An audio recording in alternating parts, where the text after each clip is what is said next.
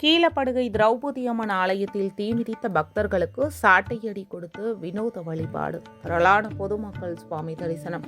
திருவாரூர் மாவட்டம் கீழப்படுகை கிராமத்தில் திரௌபதி அம்மன் கோவில் மற்றும் பாலதண்டாயுதபாணி கோவில் அமைந்துள்ளது. இந்த கோவிலின் அருகில் வெள்ளை விநாயகர் கோவில், நல்லம்பலவர் ஐயனார் கோவில் ஆகியவை உள்ளது.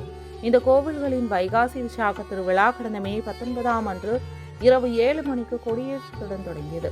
அதனைத் தொடர்ந்து அம்பாள் பிறப்பு, திரௌபதி அம்மன் திருக்கல்யாணம், பாலதண்டாயுதபாணிக்கு பால் காவடி எடுத்தல், அபிஷேக ஆராதனை, வஸ்திராபாரணம், புறவஞ்சி, அரவான், கடபலி, அர்ஜுனிகவசு, கர்ணமோட்சம் உள்ளிட்ட பல்வேறு நிகழ்ச்சிகள் நடைபெற்றது. இந்த வைகாசி விசாக திருவிழாவின் முக்கிய நிகழ்வான தீமிதி திருவிழா உற்சவம் இன்று இரவு நடைபெற்றது. இதில் நூற்றுக்கணக்கான பக்தர்கள் காப்பு கட்டி விரதம் இருந்து கலந்து கொண்டு தங்களது நேர்த்திக் கடனை நிறைவேற்றினர்.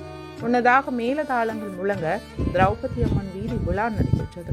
தொடர்ந்து காப்பு கட்டிய பக்தர்கள் ஆலயத்தின் எதிரில் அமைக்கப்பட்டிருந்த தீக்குண்டத்தில் இறங்கினர். முதலாவதாக கரகம் எடுத்தவர், இறுதியாக அழகு குத்தியவர் என பெண்கள், குழந்தைகள், பெரியவர்கள் என நூற்றுக்கணக்கான பக்தர்கள் தீமிதித்து தங்களது நேர்த்திக் கடனை செலுத்தினர். தீமிதி திருவிழா நிறைவு பெற்ற பின்பு தீமிதித்த பக்தர்கள் வரிசையாக வந்து பூசாரி முன்பு மண்டியிட்டு சாட்டையடி பெரும் வினோத வழிபாடு நடைபெற்றது. அப்போது பூசாரி சிலருக்கு லேசான சாட்டையடியையும் சிலருக்கு ஆக்ரோஷமான பலமான சாட்டையடியையும் கொடுத்தார்.